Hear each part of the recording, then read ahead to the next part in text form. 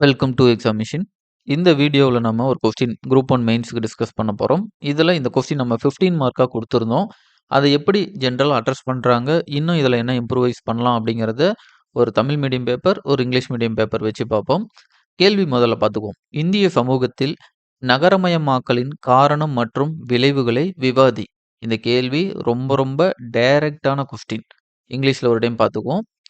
Discuss the causes and impact of urbanization in Indian society. So டைரக்டா குடுத்துருக்கோமா? இதுல இந்த மாரி டைரக்ட்டான கொஸ்டின்க்கு எப்பவுமே நம்ம முன்னாடி இருந்து சொல்ற மாரி, ஒரு ரெடிமேட் ஆன்ஸர் அப்படிங்கிறத எடுத்துக்கணும். எப்படி நம்ம ரெடிமேட் ஆன்ஸர் ரெடி பண்றது அப்படின்னா, அதுக்காக ஸ்கூல் புக்லயே அந்த கன்டென்ட் இருக்கும். அத ப்ராப்பரா நம்ம அந்த கன்டென்ட்ட எப்படி அட்ரஸ் பண்ணியிருக்காங்கங்கிறது பார்த்துக்கிட்டோமாவே போதும். முதல்ல இந்த கேள்விய பாருங்க. இந்திய சமூகத்தில் நகரமயமாக்கலின் காரணம் மற்றும் விளைவு. டைரக்ட்டா நீங்க நகரமயமாக்கலின் காரணம் மற்றும் விளைவுகள் அப்படின்னு சொல்லி கூட அட்ரஸ் பண்ணலாம். டீகோட் பண்ணி. இத பெருசா டீகோட் பண்ணவே தேவையில்ல. கொஸ்டின நீங்க 2ஆ ஸ்ப்ளிட் பண்ணிடலாம். முதல்ல நகரமயமாக்கல் அப்படின்னா என்ன அப்படிங்கிறத எழுதுறது ஃபர்ஸ்ட் பார்ட்டா இருக்கும். ஒரு 20% 15% ஏரியாவுல எழுதுனீங்கன்னா போதும். அதுக்கு அடுத்ததா நகரமயமாக்கலின் காரணங்கள் அப்படிங்கிறத போட்டுட்டு அந்த கன்டென்ட்ட எழுதிடலாம். அடுத்தது நகரமயமாக்கலின் விளைவுகள் அப்படின்னு சொல்லி போட்டு, அதுக்கு அடுத்தது அந்த கன்டென்ட்ட எழுதி ஒரு 1 ஆர் 2 பாயிண்ட் கன்க்ளூஷன் குடுத்து முடிக்கலாம்.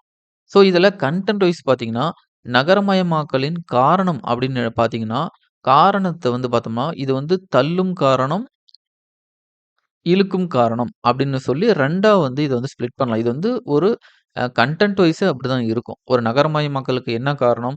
அந்த நகரமயமாக்கல் வந்து நல்ல அட்ராக்ஷனா புஷ் ஃபேக்டர், புல் ஃபேக்டர்ன்னு சொல்லி 2 இருக்கும். அது வந்து கோர் நீங்க படிச்சிருந்தீங்கன்னா, அதுவே போதும்.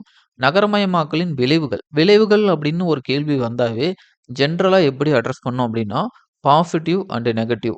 நேர்மறையான விளைவுகள், எதிர்மறையான விளைவுகள் அப்படின்னு அட்ரஸ் பண்ணணும். ஸோ இந்த ஆர்க்கிடெக்சர்க்குள்ள நம்ம அப்படிதான் அட்ரஸ் பண்ணணும். முதல்ல அந்த இன்ட்ரோ கன்டென்ட்ல ஏதோ ஒரு ஃபேக்ட்ட எழுதிட்டு, அதுக்கு அடுத்ததா இதோடைய காரணங்கள், தள்ளும் காரணங்கள், இழுக்கும் காரணங்களும், விளைவுகள்ல அ நெ பாசிட்டிவா இருக்கிற விளைவுகளும், எதிர்மறையான விளைவுகள் 2யும் எழுதலாம். இப்படி எழுதுனீங்க அப்படின்னா, அந்த ஆன்ஸர் வந்து ஃபுல்ஃபில்ட் ஆகும்.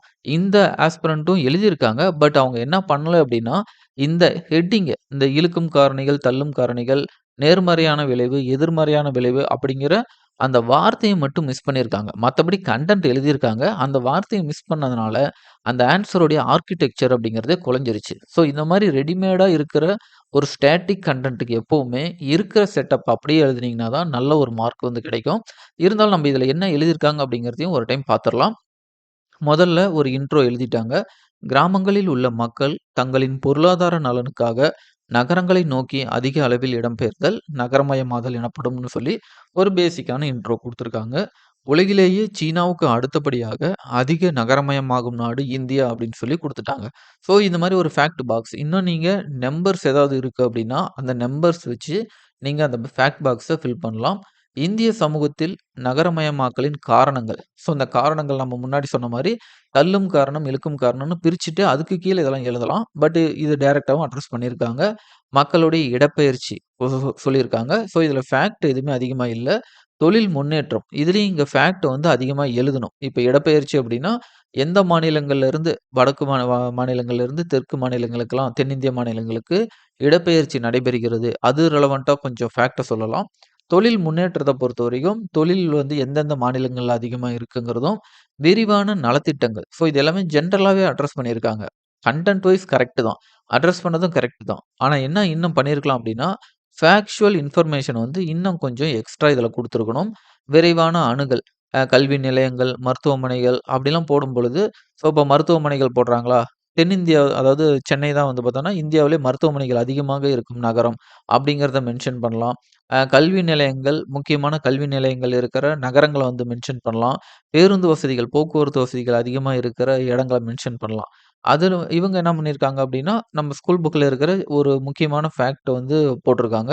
ஈவன் தோ இது டைரக்ட்டா ரெலவன்ட்டா இல்லனாலும், பட் ஒரு இன்டைரக்ட்டா இது ரெலவன்ட்டான ஒரு ஃபேக்ட் பாக்ஸ் தான். 1688ஆம் ஆண்டு சென்னை மாநகராட்சி உருவாக்கப்பட்டதுன்னு போட்டிருக்காங்க. சமூக மேம்பாடு.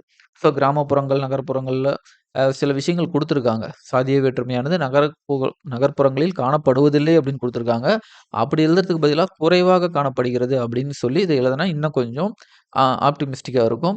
அதுக்கு அடுத்து பார்த்தோம்னா, கொஞ்சம் ஜென்ரலான பாயிண்ட் தான் எழுதியிருக்காங்க. இப்ப இதோடைய விளைவுகள். ஸோ விளைவுகள் நம்ம முன்னாடி சொன்ன மாரி நேர்மறையான விளைவுகள், எதிர்மறையான விளைவுகள் அப்படி குடுக்காம இவங்க வந்து ஜென்ரலா தான் குடுத்துருக்காங்க. குடும்பத்தில என்னென்ன சிக்கல்கள் இருக்கு அப்படிங்கிறத போட்டிருக்காங்க. தொழில் ரீதியான முன்னேற்றம் போட்டுட்டு, இந்த இடத்துல ஒரு ஃபேக்ட்ட குடுத்துருக்காங்க. தென்னிந்தியாவின் டெட்ராய்ட் சென்னை அப்படின்னு. ஸோ இந்த மாரி பாயிண்ட்ஸ் எல்லாமே முடிஞ்ச வரைக்கும் நம்ம கொஞ்சம் முன்னாடி பிரையாரிடைஸ் பண்ணி குடுக்கணும். சமூகத்தில் என்ன மாதிரியான தாக்கங்கள் ஏற்படுது, புதிய கலாச்சார மாற்றங்கள் ஏற்படுது, பெண்கள் முன்னேற்றம், அதுக்கு அடுத்தது அதுக்கு ஒரு ஃபேக்ட் குடுத்து இத வந்து கம்ப்ளீட் பண்ணியிருக்காங்க. ஸோ இதே வந்து இன்னொரு பேப்பர் என்ன பண்ணியிருக்காங்கன்னு பாருங்க. Urbanization refers to increasing population concentration in cities and towns due to migration from rural areas. So அங்க என்ன தமிழ்ல எழுதியிருக்காங்களோ, அதே மாரி தான் இங்கேயும் எழுதியிருக்காங்க. அடுத்த ஃபேக்ட் பாக்ஸ் வரும்போது இவங்க கொஞ்சம் டிஃபரெண்ட்டா அட்ரஸ் பண்ணியிருக்காங்க. இந்தியா அர்பன் பாப்புலேஷன் 17% இன் 1951 அப்படிங்கிறத மென்ஷன் பண்ணிட்டு, இப்ப 35% அப்ராக்ஸிமேட்டா தான் போட்டிருக்காங்க. இருந்தாலும் அத வந்து அந்த சென்சஸ் எஸ்டிமேட்ஸ்ன்னு சொல்லி முடிச்சிருக்காங்க. காசஸ் காசஸ் ஆஃப் அர்பனைசேஷன் அப்படின்னு போட்டு எக்கனாமிக் ஃபேக்டர். ஸோ நம்ம முன்னாடி சொன்ன மாரி அந்த காசஸ்ல வந்து புஷ் ஃபேக்டர், புல் ஃபேக்டர் அப்படிங்கிறத மென்ஷன் பண்ணலனாலும், இவங்க வந்து அத இன்னும் கொஞ்சம் டைனமிக்கா தான் அட்ரஸ் பண்ணியிருக்காங்க. இண்டஸ்ட்ரியலைசேஷன் போட்டிருக்காங்க. முக்கியமா சில கீவேர்ட்ஸ் ஏதாவது வருது அப்படின்னா, பாக்ஸ் பண்றாங்க. ஈவன் ஜெனரல் வேர்டா இருந்தா கூட அத கொஞ்சம் பாக்ஸ் பண்ணி, அத ஒரு கீவேர்ட் மாரி அவங்க அட்ரஸ் பண்ணியிருக்காங்க. ஸோ இதில பிரசன்டேஷன் அப்படிங்கிறதும் இம்பார்ட்டன்டான ரோல் ப்ளே பண்ணும். Growth in service sector, IT, banking and real estate இத வந்து பாக்ஸ் பண்ணியிருக்காங்க. A higher wages and opportunities அதையும் வந்து அந்த பாயிண்ட்டே தான். இந்த சப்ஹெட்டிங் என்ன குடுத்தாங்களோ, அதையே தான் இங்க சொல்லியிருக்காங்க. இருந்தாலும் பார்க்கறதுக்கு அது ஒரு பாயிண்ட் மாரி அவங்க வந்து இது பண்ணிட்டாங்க. Rural push factor. So push குடுத்துருக்காங்க. புல் வந்து குடுக்காம இருக்காங்க. அக்ரேரியன் டிசாஸ்டர் சம்திங் அந்த இதெல்லாம் குடுத்துருக்காங்க. லேக் ஆஃப் இன்ஃப்ராஸ்ட்ரக்சர் ரிலவென்ட்டா இருக்கிறாங்க. Disguised unemployment. ஸோ இதெல்லாம் வந்து எக்கனாமிக்கல் டெர்ம்ல இம்பார்ட்டன்டான கீவேர்டு. ஸோ இதையும் வந்து அவங்க மென்ஷன் பண்ணியிருக்காங்க. Social and educational factor, better education மேல சொன்ன விஷயங்கள் சம்டைம்ஸ் ரிப்பீட் ஆகும். இருந்தாலும் அத ஓவர் கம் பண்ணி எழுதலாம். நியூக்ளியர் ஃபேமிலி இதெல்லாம் பாக்ஸ் பண்ணியிருக்காங்க. அடுத்தது government policies and urban development என்ன ஸ்கீம்ஸ் இருக்கு? ஸ்மார்ட் சிட்டீஸ் இருந்தா நீங்க ஸ்மார்ட் சிட்டீஸ் போட்டிருக்காங்க. அம்ருத் மிஷன் வந்து போட்டிருக்காங்க. அ எக்ஸ்பேண்ட் டிரான்ஸ்போர்ட் ரிலவென்ட்டா இருக்கிறது. மெட்ரோ ரயில் ப்ராஜெக்ட் இதையும் போட்டிருக்காங்க. அடுத்ததா இம்பாக்ட் ஆஃப் அர்பனைசேஷன். ஸோ முன்னாடி சொன்ன மாரி a second part of question address பண்ணியிருக்காங்க. இவங்க பாசிட்டிவ், நெகட்டிவ் இம்பாக்ட்னே போட்டிருக்காங்க. அதனால வேல்யூவேஷனுக்கு இன்னும் சிம்ப்ளிஃபைடா இது இருக்கும். ஸோ பாசிட்டிவ் இம்பேக்ட்ல எக்கனாமிக் குரோத் சிட்டியோட கான்ட்ரிபியூஷன் வந்து 60% வந்து இந்தியன் ஜிடிபில இருக்கு. அதுக்கு சப்போர்ட்டிவா வேர்ல்டு பேங்க் வந்து அவங்க என்ன பண்ணியிருக்காங்க, அட்டாச் பண்ணியிருக்காங்க. இன்ஃப்ராஸ்ட்ரக்சர் டெவலப்மெண்ட்னா என்னென்ன இன்ஃப்ராஸ்ட்ரக்சர்ங்கிற வேர்ட மென்ஷன் பண்ணியிருக்காங்க. அதுவே போதுமானது தான்.